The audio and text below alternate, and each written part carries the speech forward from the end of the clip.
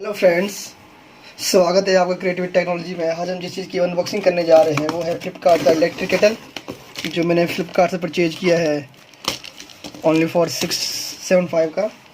आप देख सकते हैं।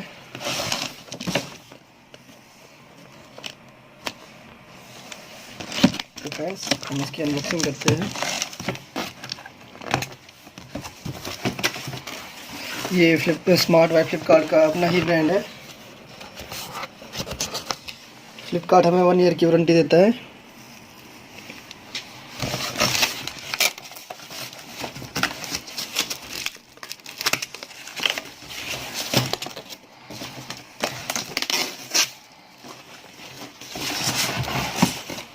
इसे रखते हैं हम साइड में और हम करते हैं इसे अनबॉक्सिंग।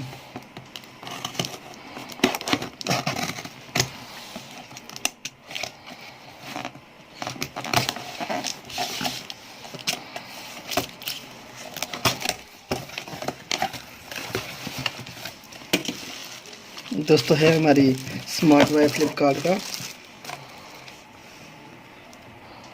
जो इसमें इनपुट आएगा वो आएगा 220 से 240 वोल्ट, और ये 1000 से 1200 वोल्ट का हमारे पास अडेप्टर है इस चीज़ का। काफ़ी अच्छी बिल्ड क्वालिटी लग रही है, देख सकते हैं। ये लंबी हो सकती है वायर।